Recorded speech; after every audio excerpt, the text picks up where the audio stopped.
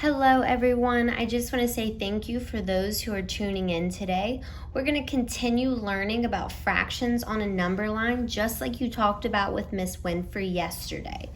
So remember, one of the biggest things to remember, guys, is that a fraction is part of a whole. So when we are looking at a number line, fractions fall between whole numbers, okay? So pretend like we have a camera, we can zoom in, and we're looking at right here between the 0 and 1. We may see something like 1/4, 2/4, 3/4 to 4/4, all right? 4/4, guys, is also the same as one whole. Because remember, when we see a fraction where the numerator is the same as the denominator, it can also be written as one whole. All right, so let's look at some number lines, and we're going to try to figure out some of the missing fractions that are in between these whole numbers here. All right, so we have a 0 and 1, and we're looking for the missing fraction here. They've given us 1/3. So what do we think this fraction might be? This fraction, guys, is 2/3. 0, 1/3, 2/3, and this, guys, remember, could be 3/3. But remember, when the numerator and the denominator are the same, it can also be written as one whole. So once we reach here, it's one whole. Another number line here represents the same whole numbers we're looking in between the 0 and the 1, except we're looking at a different set of fractions. It looks like it is broken down now into eighths. Okay, so we're starting at the left at the 0, and we see 0, 1/8, 2/8, 3/8, 4/8, 5/8, 6/8, 7/8, and remember, this can also be written as 8/8 because the numerator and the denominator are the same. It can be written as one whole. They're the same thing. All right, last one, guys. We're looking at this number line.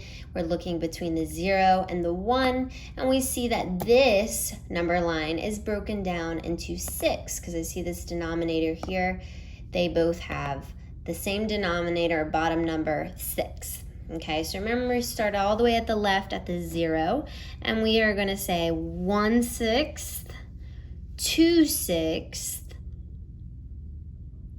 3/6, 4/6, 5/6, and this one whole can also be written as 6/6. Now, these fractions might look a little different than what you saw yesterday or over the past weeks. We've been learning about fractions, but fractions can also be written like this. It looks like a slash in between, so it can be written like this, or the way we've been seeing it, where they're kind of like numbers on top of one another and a line in between them. Either way, they represent the same thing. Okay, so we're going to name the fraction. We're going to figure out what this missing number is here. And remember, to do that, step 1, we want to determine the numerator. The numerator is the top number. That number is going to tell us the number of parts we are going to jump or move. We always want to start at the 0 or furthest to the left here. And we're going to go ahead and count. 1, 2, 3, 4. So we know that we move 4 parts, so therefore our numerator is going to be 4.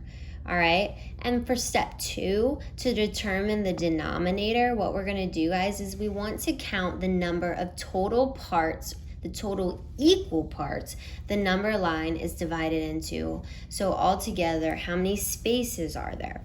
So we count 1, 2, 3, 4, 5, 6. So that means that there are 6 equal parts, so therefore the denominator is going to be 6. So here the fraction is going to be 4/6. All right? For this one, guys, same thing. Our step 1, we're going to determine the numerator. The numerator, guys, is the top number. And we're always going to start at the 0, furthest to the left here, guys. And we're going to count the number of parts, okay, that we jump or move. So here it's only 1, so we moved 1 part, so therefore the numerator is just going to be 1. To determine the denominator, which is step 2, we're going to count the number of total equal parts the number line is divided into, or the number of spaces it's broken down into. So I see that there's 1, 2, 3. So that means that there are 3 equal parts, which therefore the denominator is going to be 3, okay, or a bottom number. So this fraction here is 1/3. This, guys, we're going to mark the fraction, all right? So how we do that is the denominator tells us the total equal parts the number line is divided into.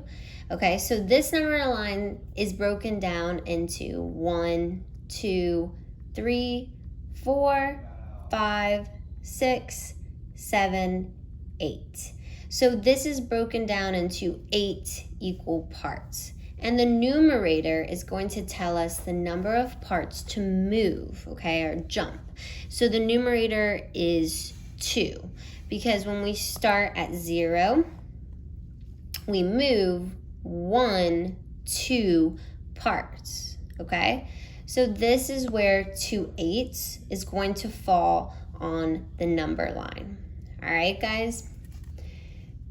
For here, same thing, different fraction. This time we have 3/4. Okay, so the denominator tells us the total equal parts the number line is divided into. Remember, the denominator is the bottom number. So this number line right here is divided into 1, 2, 3, 4, which you see is represented here, because 4 is at the bottom, or the denominator. And the numerator tells us the number of parts to move or to jump. Okay, so the numerator is the top number. So the numerator is 3, and so we know that starting at 0, we're going to move 1, 2, 3 parts. And this is where 3/4 is going to fall on this number line. So now, guys, that you've done a little extra review with me today, it's your turn. So I want you to go find your fraction learning packet, and I want you to complete page 4 all on your own. And I can't wait to see how you do. Remember, if you have any questions, reach out, and we will be there and happy to answer anything you may be struggling on. I hope you have a great rest of your day, guys. We're so proud of you. Keep working hard. Have a great one.